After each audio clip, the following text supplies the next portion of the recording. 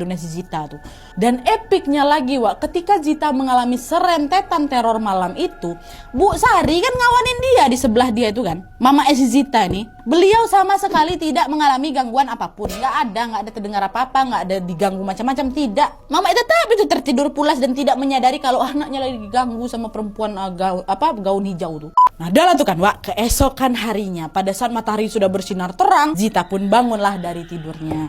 Menyadari hari sudah pagi, cepat-cepat dia berlari ke dapur buat mencari korek. Dan di dapur dia juga ketemu sama mamanya lagi nyiapin sarapan ya kan. Karena melihat wajah si Zita ini ketakutan, mamanya ini pun nanyalah sama si Zita, "Dek, kenapa kok muka kau pucat kayak gitu?"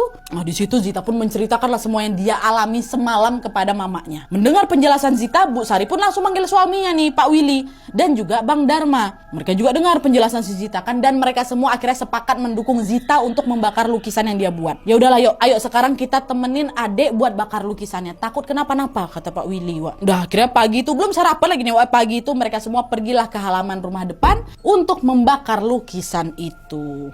Dan di saat kanvas lukisnya udah mulai terbakar nih sedikit gitu kan. Disitulah Wak Bu Sari tiba-tiba berteriak. Gegara apa?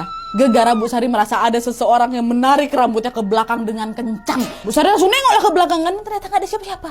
Tidak. Nah, karena dianggap keadaan Bu Sari waktu itu tidak begitu membahayakan, Zita pun meneruskan membakar kanvas itu kan hingga hampir setengahnya angus Wak. Dan di momen inilah tiba-tiba saja badan Zita terlempar 1 meter badan aku dari tempat aku berdiri itu. Nah, tertelungkup Zita tuh di tanah, muka aku lecet-lecet berdarah gegara kerikil-kerikil situ tuh. Dan waktu Zita berusaha bangun, dia melihat perempuan bergaun pengantin hijau itu menatapnya dengan tatapan marah. Datang perempuannya Wak. Dan perempuan itu macam ngamuk dan beriak mau nyakitin tubuhnya si Zita tuh. Dan di saat yang sama juga Zita melihat Angelo dan beberapa sosok-sosok lain datang mengelilingi perempuan itu. Jadi waktu itu yang dilihat sama si Zita ini gak cuma Angelo sama si perempuan ini aja Wak ya. Ada beberapa makhluk-makhluk lainan. Ada anak-anak kecil, ada bapak-bapak, ada juga ibu-ibu tuh. Tapi gak menyeramkan sosok-sosok mereka yang macam manusia biasa, cuma gak napak tanah aja. Dan semua sosok-sosok itu Wak berusaha keras memegangi tubuh si perempuan tersebut agar berhenti menyakiti Zita. Nah, Bang Dharma yang memang waktu itu melihat juga kedatangan makhluk-makhluk tak kasat mata itu, tiba-tiba langsung berkata keras sekali Wak, "Sudah cukup! Jangan kau ganggu adik aku lagi ya," kata siapa? Kata abang. Dan bukannya berhenti Wak, sosok perempuan tadi berusaha keras melepaskan diri dan berteriak kencang, "Lepasin aku, lepasin," katanya. Saking kencangnya nih Wak, saking kencangnya dia berteriak.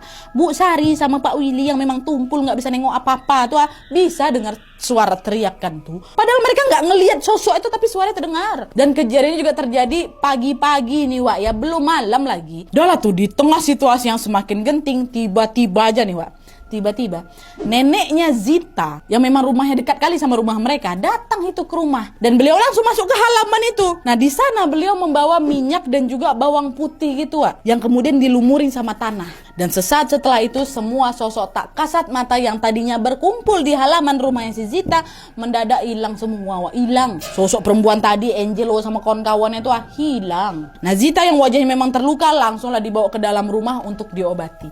Tapi anehnya waktu itu nih Wak ya, nenek Zita ini sama sekali macam gak ada ngobrol tuh menyapa keluarga itu lagi datang tuh, tidak, diam aja beliau nih. Padahal beliau tahu badannya si Zita nih luka-luka kan, tidak ada sedikit pun bertanya. Setelah Zita tuh masuk, nenek cuma lumurin minyak itu ke tanah tuh sudah balik ke rumahnya. Udah gitu aja Wak. Tapi sesaat sebelum pergi Wak, nenek ini sempat berkata sepatah kalimat, "Dok, ini lukisannya taruh di gereja aja ya," kata nenek. Gak lama beliau pun langsunglah membawa lukisan sedikit terbakar itu bersamanya. Nah, sampai sini Pak Willy sekeluarga terbengung-bengung lah sama semua kejadian aneh yang menimpa keluarganya ini kan Wak. Mereka semua pengen tahu ada apa sih ini sebenarnya. Tapi waktu itu mereka memilih tidak terlalu memperdulikan hal ini Wak. Kondisi Zita lah yang menjadi fokus utama mereka. Dan akhirnya hari itu pun berlalu tanpa gangguan apapun Wak. Mereka semua bisa tidur nyenyak ini. Udah gak ada lagi gangguan-gangguan baik dari si Angelo atau perempuan bergaun hijau. Gak ada. Terus keesokan harinya nenek Zita datang lagi ke rumahnya mereka. Nah, di sana nenek mencari Zita dengan tujuan untuk melumuri kaki Zita dengan minyak dan bawang putih. Dan tuh mereka berdua duduklah di ruang tamu ya kan. Nenek lumurin lah kakinya siapa nih, kaki Zita. Nah, selesai melumuri, nenek Zita tiba-tiba membuka topik. "Dok, kok bisa kau kepikiran ngelukis gambar itu?" kata neneknya kan. "Gak tahu aku Mbah. Waktu itu ya aku lagi pengen." Untuk penonton setia, Buruan di check out sebelum kehabisan.